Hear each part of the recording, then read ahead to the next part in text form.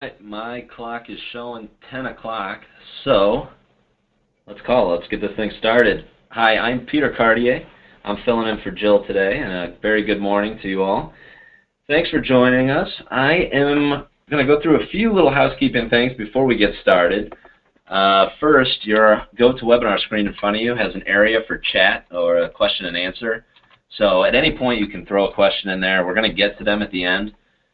We always leave time for a little Q&A at the end, so we'll get your questions. You can put them on there, or you can tweet them to us using the hashtag Fpwebinar. Another big thing, one of you are going to win a free conference pass to SB TechCon Austin. That's in the first week of February. So all you have to do is stay present to the end, and we'll randomly select one of you to win that.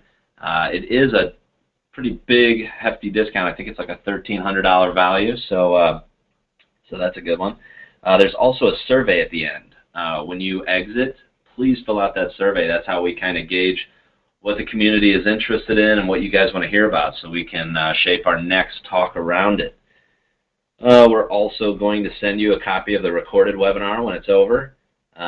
So just a reminder, we're really short and to the point with these. Take about 20 minutes to get our message across. Then we have that Q&A at the end. So without further ado, thanks again for joining us. We do want to hear from you, so we'll use that hashtag there you see, Fpwebinar. But in the meantime, we're talking about optimizing your SharePoint strategy this year. Our webinar is a condensed version of Eric's Making SharePoint Strategic session that he presents throughout the SharePoint community. And during this webinar, we're going to cover a few things. Hop back to the previous slide. It's what is strategic SharePoint? We're going to talk about the importance of business goals and IT strategy. We're also going to talk about defining and creating value, how we do that. And we're going to set the right expectations for you. So without further ado, I'll introduce our wonderful guest speaker, Mr. Eric Riz, the SharePoint MVP and frequent speaker on the circuit. Eric, take it away. Hey, thank you very much, Peter, and thanks everybody for joining me this morning.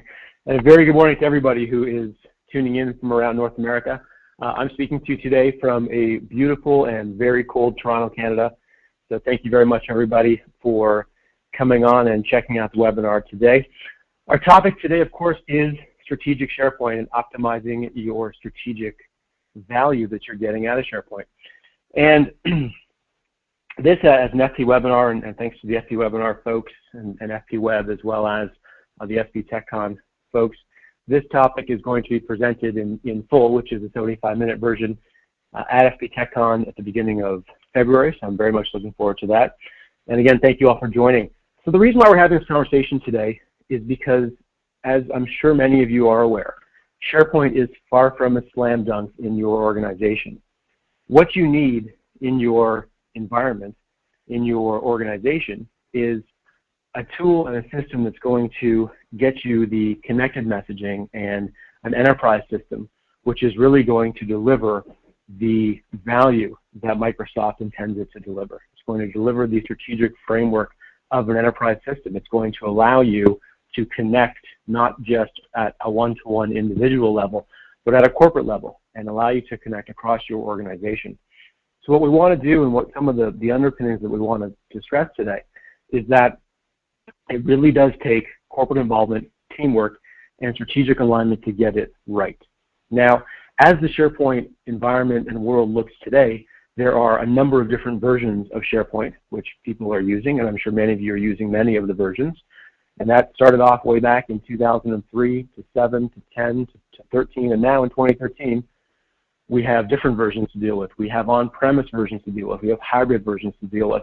And the issue is that as you look back over what is now a 10-plus year experience, our understanding of SharePoint has changed. Our understanding of business has changed.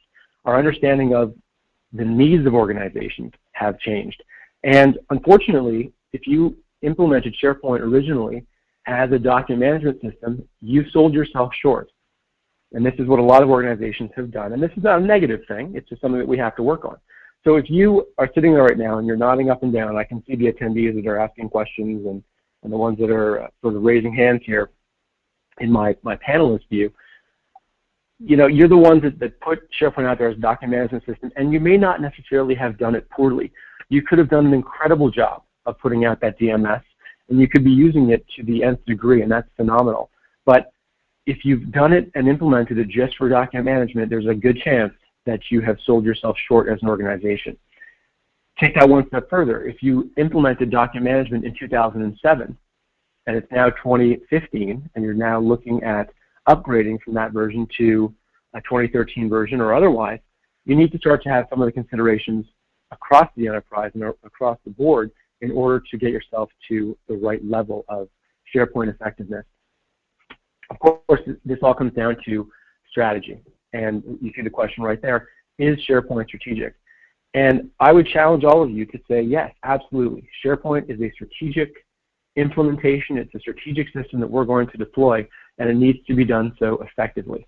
We have to look at all the pieces of the puzzle to ensure that we are working across the organization and across the enterprise to get those underpinnings in place and get the communication out across your organization to ensure that you're having the right discussions and building the enterprise system that is not just used but adopted by the organization.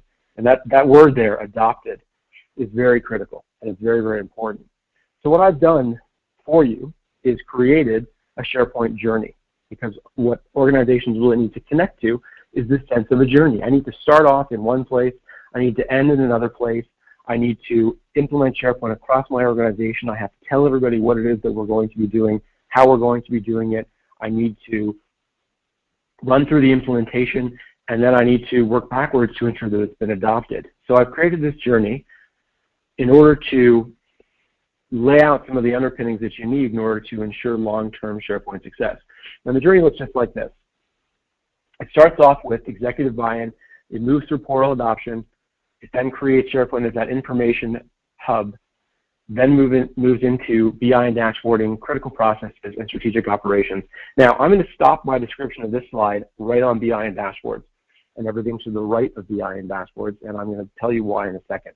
So we're going to start off with executive buy-in. This is where you get that business level alignment, you have strategic conversations across the organization, you get that commitment with your high-level CEO, CXO, CIO, CTO, C3PO, R2D2, whoever you need to get to. You have those conversations to ensure that you are deploying SharePoint based on a defined roadmap across your organization, and you have alignment throughout the organization and moreover commitment to everything that you're going to be doing with SharePoint. From there we move to portal adoption. You'll see the second pillar, second box there, you see enterprise-wide portal adoption. Now that in and of itself can be a big question mark, right? How do we get SharePoint deployed across the organization and adopted across the organization as a portal? Well, many organizations do this the wrong way. Many of them start off with something which is way bigger than they could ever chew and actually digest. They start off with some very high-level objectives, and when they actually go to deliver, they deliver things on the nth degree, and they miss the forest through the trees. What I mean by that is, if you're going to deploy something across the enterprise and across your organization, you want to focus on the things that your organization does very well, and you want to focus on things like communication and managing the knowledge of the information that you currently have within your organization. If you deploy those things across your SharePoint portal and enterprise-wide, you have standardized information with a standardized look and feel across your company, across your organization, ensuring that when sales talks to marketing, they're speaking the same language. When IT talks to operations, they're speaking the same language. There's no crossover, there's no failure to launch, and the management of that information is consistent across your organization. From there, we move into the information hub. The info hub is where work really gets done, and you see that in the baby blue box there, it says transform to a place where work gets done. To me, the question I get most often in the community is, Eric, how will I know when SharePoint has been deployed correctly across my organization? How will I know when I'm done? And my answer is very simple. When you go into your office on a day in, day out basis and you open up SharePoint and you perform your job function within the four walls of SharePoint, that's when you know that your project has been implemented successfully and you have transformed your organization with SharePoint as a place where work gets done. All right? Now from there, that's where I'm going to stop for now in the Information Hub. And the reason why is because your BI, your dashboards, your critical process definition, your strategic operations, these are all nice to have things. They're just things. They're components of your system, but they're things that you're going to have in the future. The reason why we're going to stop there is because too many people ask me about that. Too many people come up and say, hey, we want SharePoint and we want a dashboard. And that's wonderful. That's a great objective to have. But if you haven't laid out the foundation, you haven't created that executive buy-in, you haven't done that portal adoption, you haven't created SharePoint as that information hub, then what are you reporting on? What are you showing a dashboard of? What BI heavy lifting are you doing? You're not doing anything. There's no information there. And you can't succeed unless you have the information in SharePoint. So let's focus on executive buy-in, portal adoption, and information hub before we move out. And let's ensure that we have those as strategic underpinnings to SharePoint and for our organization. From here we go out to defining business goals. And the question to you is, have you created an IT strategy? And you'll see in a few slides where I talk about the IT strategy and its importance. You need to create business goals that make sense for your organization. Don't look at SharePoint as a place where you are going to recreate and reinvent the wheel. Look at SharePoint as the catalyst to getting things done better, quicker, and more effectively. But don't immediately just point at it and say, this is going to solve all of our problems. If you haven't created the processes, if you haven't created the business level goals across your organization that you need to succeed, then SharePoint is just a tool. We want to make sure that you use SharePoint as the enterprise-wide system, and you're empowered to do so based on the goals you've created. So have the conversations internally. Sit down with your C-level, sit down with your different departments, sit down with your end users. Remember, of course, that all of us are end users. That's the trick question I always ask when I do this conversation in person. I'll ask people to define their roles, and I'll ask a bunch of the attendees to raise their hands when they see a role that they resonate with that looks like their particular role, and then I'll ask if there's any end users in the room. And of course, everyone puts their hand down. And then I ask them to put their hands up if they use SharePoint on a daily, monthly, weekly basis. Of course, everyone puts up their hand, and I say, you are in fact an end user. So remember that nomenclature is very important. Remember that understanding that you need to have a strategy in place, and you have to communicate it and get feedback from people across your organization. This is a very critical point of our conversation today. Now, in order to create those business goals, you need to understand what it is that you're doing with SharePoint and why you're using SharePoint. So looking through some of these reasons you may be using it, as I mentioned, as an enterprise document management system. You may be looking to SharePoint to ensure that you've got your business stakeholders involved, that you're collaborating, that you're using some of the workflow components. But make sure that you look at it as a place, as I mentioned earlier, that transcends how work gets done, that you have that IT business alignment. Connect to one of these messages or many of these messages and make sure that you are driving these points home when you're having conversations inside your organization. From here, I'd like to ask this question. How was SharePoint introduced to your organization? And I want you to give this some thought. How did you first hear that SharePoint was going to be implemented or in use across your organization? And now, of course, there's some people there who may have come in after the implementation. So it's an interesting question to have in your organization and make sure you get a clear answer to. But find out how SharePoint was introduced within your organization. Ideally, it was introduced across the organization through standardized communication and ensuring that everybody who was going to be using the system and across the organization were told or sat down or involved in a meeting where SharePoint was discussed and high-level objectives were put in place for the project. The reality, of course, is that that doesn't always happen. So we want to make sure that you are able to potentially right the ship or ensure that the messaging for your strategy is put into place, and you're looking to, in order to optimize your strategy for 2015, that you have a lot of this core centralized information. How was SharePoint introduced? How could it be repurposed or re-communicated across the organization if we've seen some issues in the adoption world throughout our implementation? So some of these questions are things that you're going to need to identify.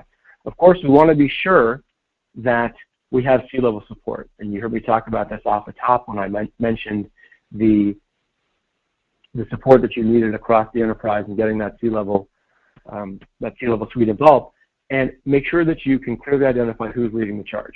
Now, that doesn't mean just point to your CEO and say that's the individual who's leading the charge.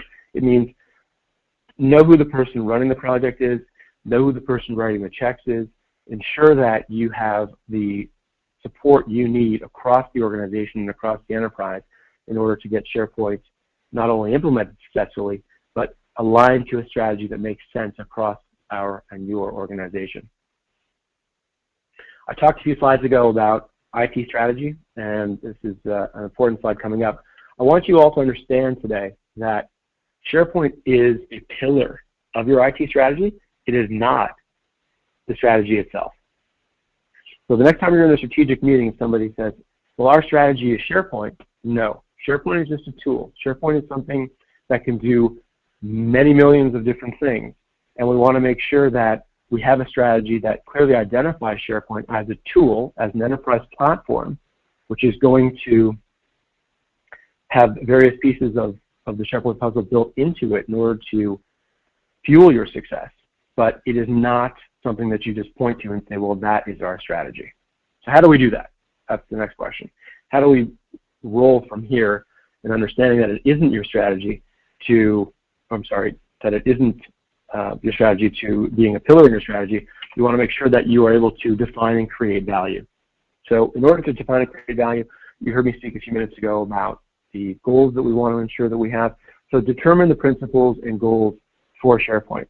Start with something that makes sense within your organization, whether it be something as fundamental as document management or something that is as involved as an enterprise workflow across your organization.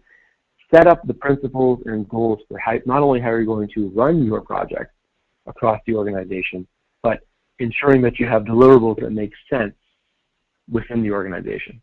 Don't oversell, don't underdeliver. Set objectives that make sense within the SharePoint context that align to your strategy that you know you can deliver on.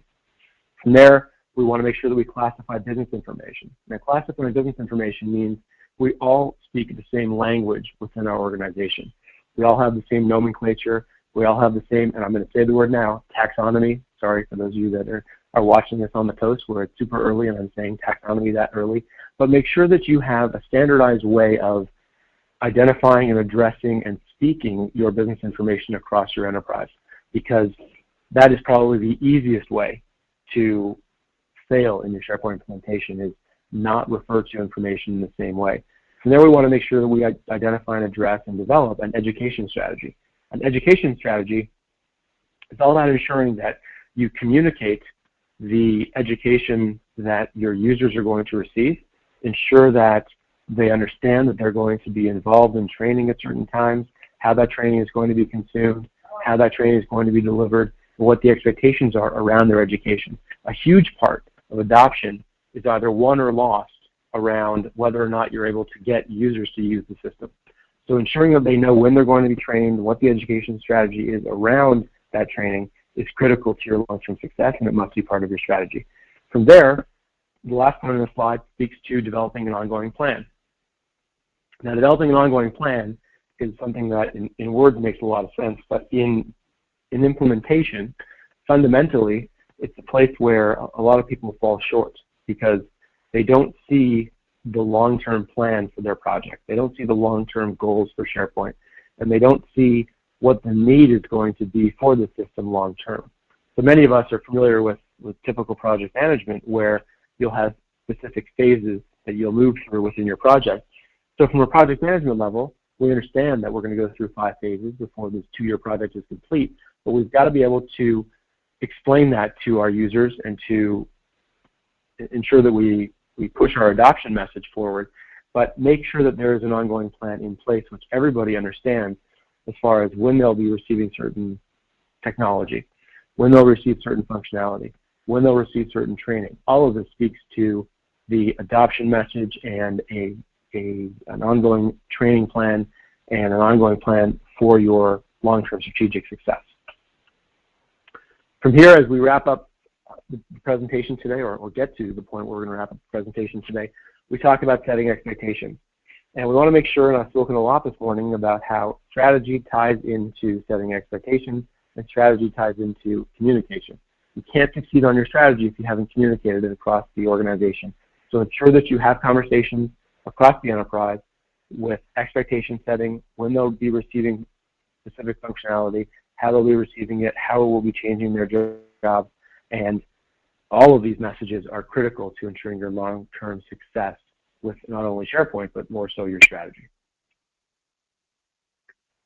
As we move to successes and failures, I'm sure many of you, and again, I see the numbers here, many of you are realizing that SharePoint is something that you may have been, a project rather that you may have worked on before, or you may have worked on differently, and it's something that you're not looking at for the first time.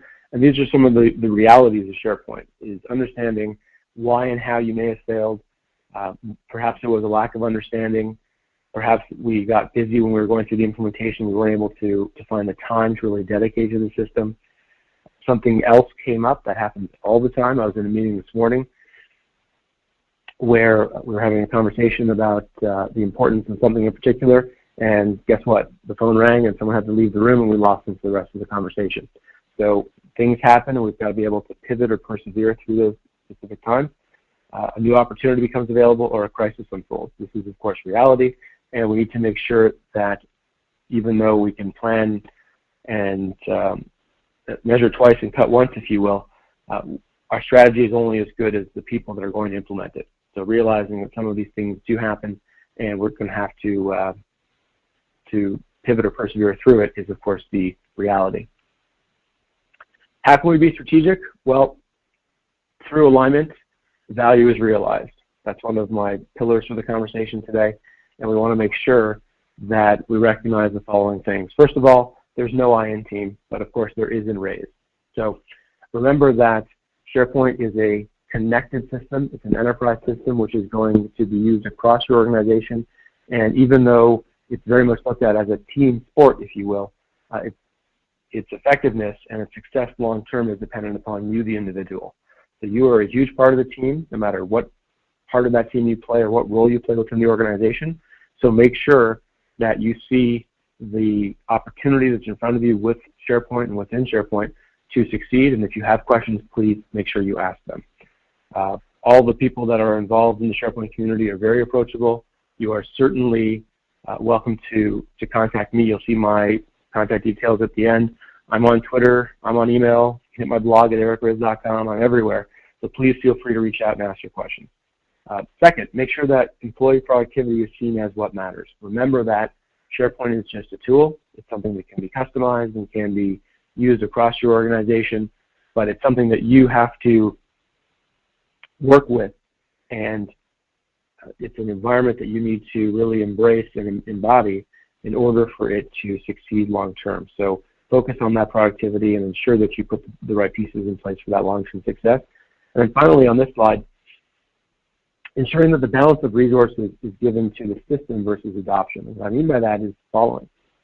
Oftentimes I'll sit down with an organization and we'll do a kickoff meeting for their SharePoint implementation, and I'll see 50 people in the room. I'll see 100 people in the room.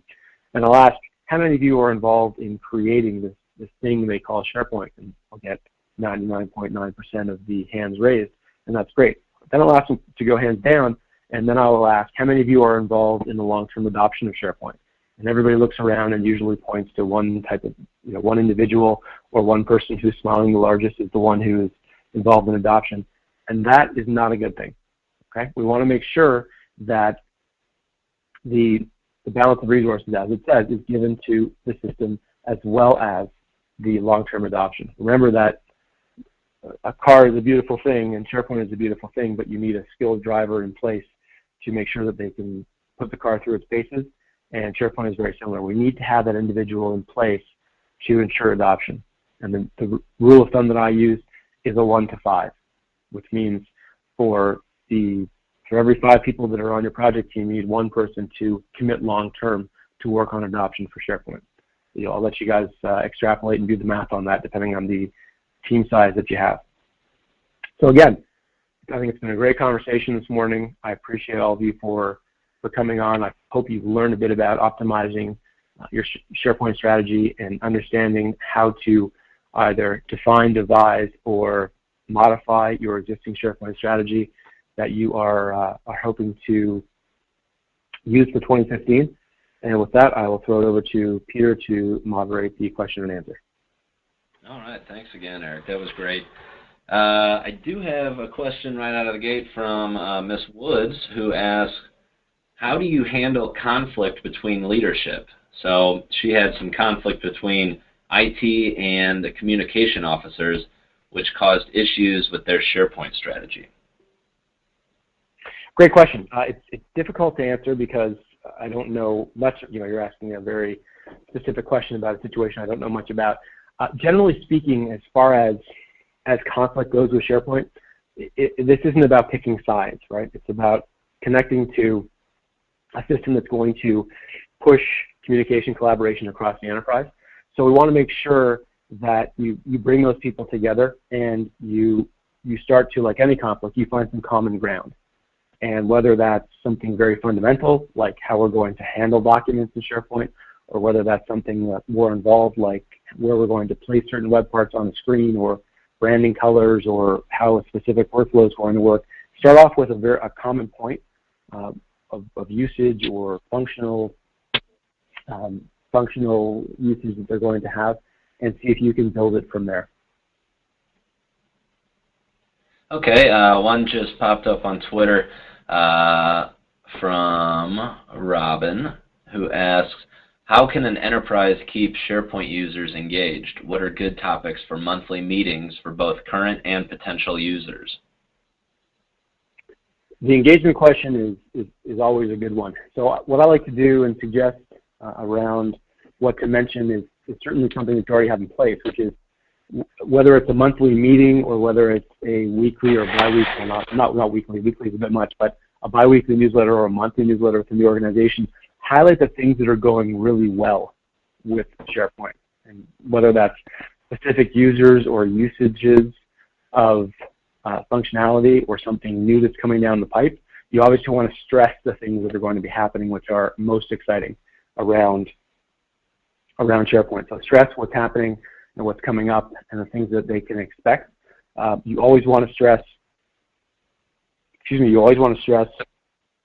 some training, ongoing training, whether it be video-based training, whether it's something that you've got internally, or whether it's train a trainer or one-to-one training. Always stress training, because when you stress training, people feel involved. They feel like they can come and ask questions about SharePoint, whether it's from a usage perspective or a functional perspective. Make sure you recognize that not everybody in your organization is going to be comfortable asking those questions. So you want to give them the forums to come forward and ask questions or have training and get themselves in a better position to use SharePoint. Okay, excellent. We do have a couple more questions, but I wanted to, within the half an hour mark, pick out the winner, which we've just done for the SB TechCon Austin.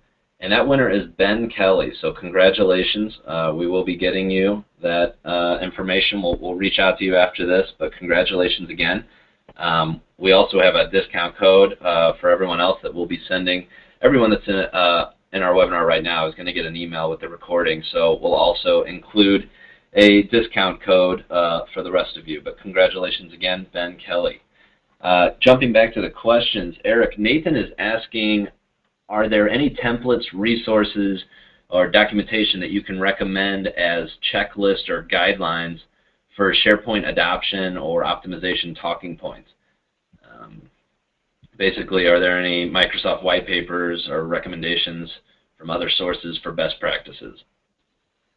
There is certainly no shortage of information out there. The SharePoint world is overrun right now with content and information, but it's almost gotten to the point where you've got to, you really have to know where to look to find very specific things.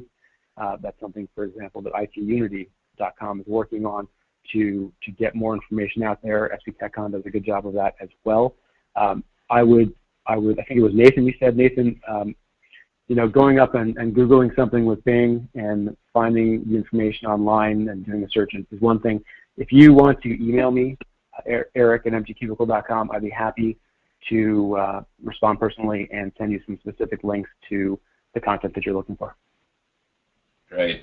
Marlena is asking what suggestions you have to overcome technical resource constraints. So core implementers, i.e. system administrators, site collection administrators, etc.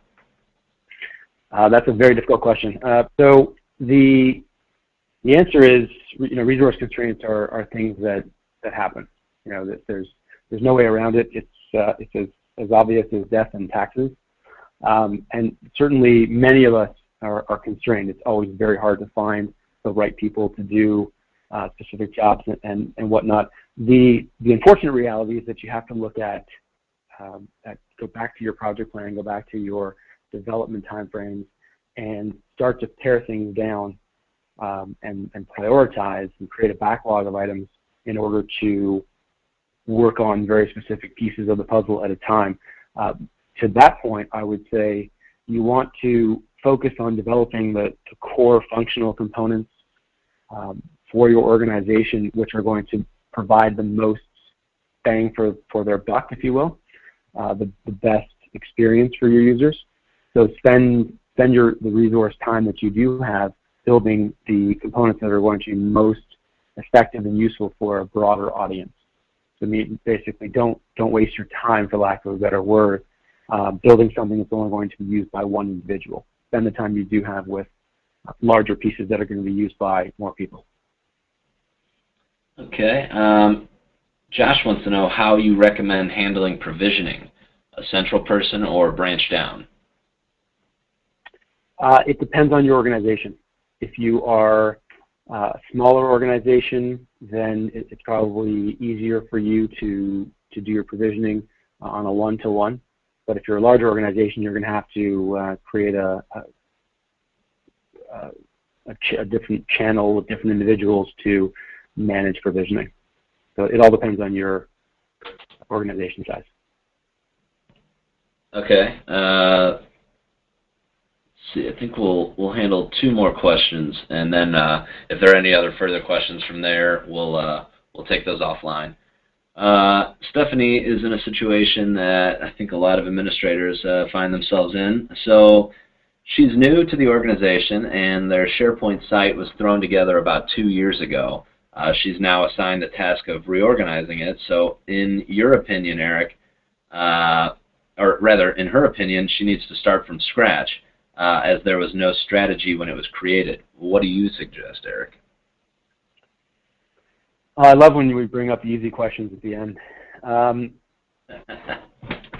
So this is actually a broader question that a lot of organizations have, which is, so we've got this thing called SharePoint. We have no strategy. We had no strategy for it originally, and but it's out there. So we now need to create a strategy for it. And my suggestion is almost to hybrid it, to do a bit of both. Work with obviously what you have, but if you go back to the journey that I mentioned 5 or 6 slides into the presentation today, you'll see that there are a number of different things you want to do around strategy, around connecting to a journey, getting your C-level support in place, getting your enterprise-wide portal components together, and then moving into an information hub. So things like that, sort of high-level fundamental things that you can sell across your organization and you can connect to your strategy are a great way to start off the conversation. So if you can, I wouldn't suggest a rip and replace for your strategy. Try to work with the components of what you currently have in place and get something that works for everybody. Okay. Actually, for time's sake, we're gonna stop there. We do have a couple other questions, but they're also gonna involve a longer answer. They're dealing with migration and governance and the processes. Yeah, there are no short answers, but I'd welcome everybody. You're more than welcome to tweet me at Riz Insights or drop me an email. You see my email there on the screen. You're welcome to reach out to me, and I'll be happy to connect to you. Just give me a day or two to respond to you. Excellent, and thanks again, Eric. We really appreciate you coming in and really making this clear with the SharePoint strategy. we have picked the winner. It's Ben Kelly, as we said earlier, but our discount code, which is Fpweb.net, no dot, is going to be sent to you in an email form. That's going to save you $200.